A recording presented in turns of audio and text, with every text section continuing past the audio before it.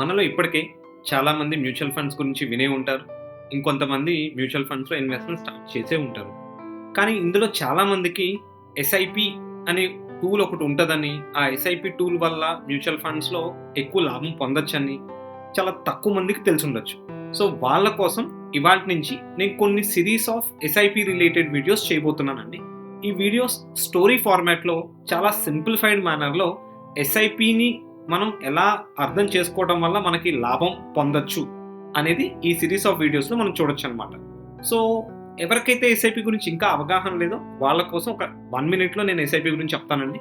SIP అంటే simple investment plan. అదేంటి systematic investment plan అని కదా నేను విన్నది అని అనుకుంటున్నారా? వన్ ఆఫ్ ద సేమ్ అండి. ఇది సింపుల్గా మీరు మీ మంత్లీ మీ ఎర్నింగ్స్ నుంచి మ్యూచువల్ ఫండ్ మీరు డిజైడ్ చేసుకున్న స్కీమ్లో రికరింగ్ మోడ్లో ఇన్వెస్ట్ చేయడాన్ని సో ఎస్ఐపిగా పిలుస్తారనమాట.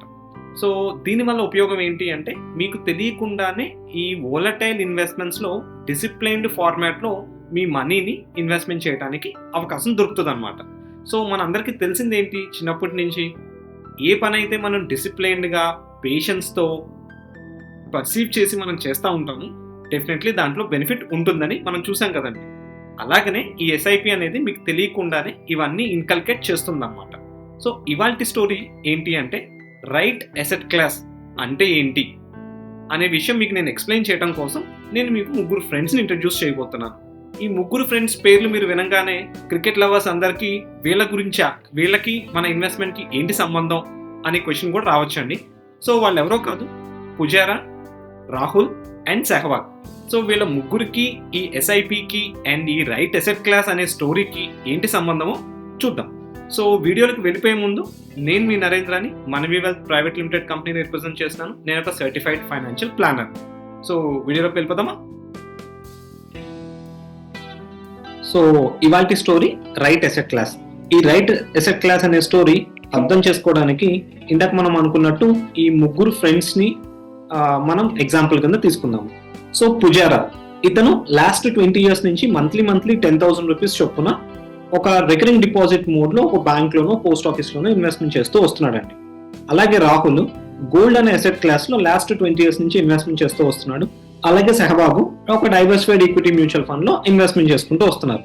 సో వీళ్ళు లాస్ట్ 20 years నుంచి ఇన్వెస్ట్మెంట్ చేసుకుంటూ రావడం వల్ల సుమారుగా వాళ్ళకి వర్కౌట్ అయిన యావరేజ్ రిటర్న్ ఎంత అంటే, ఈ బ్యాంక్ రికరింగ్ డిపాజిట్ లో చేసిన పుజారాకి 7% రేంజ్ బౌండ్ లో రిటర్న్ వర్కౌట్ అయితే, గోల్డ్ లో ఇన్వెస్ట్ చేసిన తనకి 11.1% వర్కౌట్ అయింది.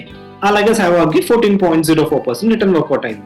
సో ఈ రిటర్న్ గాను వాళ్ళు ఇన్వెస్ట్ చేసిన అమౌంట్ ఎంత అయింది అని చూసినట్టయితే, సో ఈ 20 years లో వాళ్ళు ఇన్వెస్ట్ చేసింది 24 లక్షలు అండి. సో 24 లక్షలకు గాను పుజారాకి 51 lakhs అక్యుములేట్ అయితే, రాహుల్ కి గోల్డ్ లో ఇన్వెస్ట్ చేయడం వల్ల 82.5 lakh అక్యుములేట్ అయింది. అలాగే సెహ్వాగ్ కి 1.17 crore అక్యుములేట్ అయింది. సో అయితే ఏంటి అని మీరు అడగచ్చండి.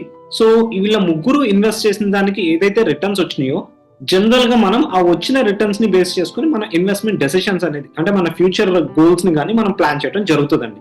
ఇక్కడ ముఖ్యంగా మనం గమనించాల్సిన పాయింట్ ఏంటి అంటే, మనకి ప్రతి గెయిన్ అంటే మనకు వచ్చిన గెయిన్ లో రియల్ గెయిన్, యాక్చువల్ గెయిన్ అని 2 ఉంటాయండి.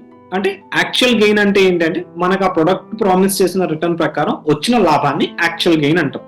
బట్ మనకి ఏదైతే గెయిన్ ప్రామిస్ చేస్తున్నాడో అది ఇవాల్టి రోజున వచ్చేది కాదు కాబట్టి, ఫ్యూచర్ లో ఒక 5 ఏళ్ల తర్వాత, 10 ఏళ్ల తర్వాత, 20 ఏళ్ల తర్వాత వచ్చేది కాబట్టి, అప్పటి వాల్యూ ఇప్పటి వాల్యూ ఒకటి కాదని మనకు తెలుసు కదా.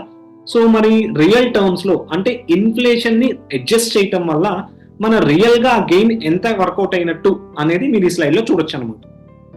సో యావరేజ్ ఇన్ఫ్లేషన్ ఈ లాస్ట్ 20 years లో 5.7% ఉన్నట్టు మీరు గమనించవచ్చండి ఇక్కడ. సో ఈ ఆర్డీలో ఏదైతే 7% ఇంట్రెస్ట్ రేట్ వచ్చిందో దాంట్లో నుంచి మీరు ఇన్ఫ్లేషన్ అడ్జస్ట్ చేయంగా వచ్చిన రియల్ గెయిన్ ఎంత అంటే 1.16% అండి. అదే ఎవరైతే గోల్డ్ లో అంటే రాహుల్ ఏదైతే గోల్డ్ లో ఇన్వెస్ట్ చేసుకుంటూ వచ్చాడో ఆ ఇన్ఫ్లేషన్ అడ్జస్ట్ చేయడం వల్ల 5.07% రిటర్న్ వర్కౌట్ అయింది. అదే ఎవరైతే డైవర్సిఫైడ్ ఈక్విటీ మ్యూచువల్ ఫండ్ లో ఎస్ఐపి ద్వారా లాస్ట్ 20 years ఇన్వెస్ట్ చేసుకుంటూ వచ్చారో, ఇన్ఫ్లేషన్ ని అడ్జస్ట్ చేసిన తర్వాత వాళ్ళకి 8.3% రిటర్న్ వచ్చిందండి. సో ఇక్కడ మోరల్ ఏంటి అంటే, ఏ ఇన్వెస్ట్మెంట్ ఆప్షన్ యొక్క కోర్ ఆబ్జెక్టివ్ ఏదైనా సరే ఇన్ఫ్లేషన్ కన్నా బెటర్ రిటర్న్స్ అది డెలివర్ చేయడం మన ముఖ్యమైన ఆబ్జెక్టివ్ అవుతుందండి. ఎందుకంటే ఇవాళ మన లైఫ్ స్టైల్ రేపటి రోజు మనం స్పెండ్ చేయబోయే లైఫ్ స్టైల్ ఒకటి కాదని మనకు తెలుసు కదండి. సో ఈ ఇన్ఫ్లేషన్ ని బీట్ చేసి లాంగ్ టర్మ్ లో మీకు ఏదైతే వెల్త్ క్రియేట్ అవుతుందో అది రియల్ రిటర్న్ అయి ఉండాలి. అంటే మీరు చూసుకోవాల్సింది రియల్ రిటర్న్ అవ్వాలి. అండ్ ఎంత ఎక్కువ రియల్ రిటర్న్ మీకు వస్తున్నట్టయితే కనుక అంత బెటర్ మీ వెల్త్ క్రియేట్ అవుతుంది.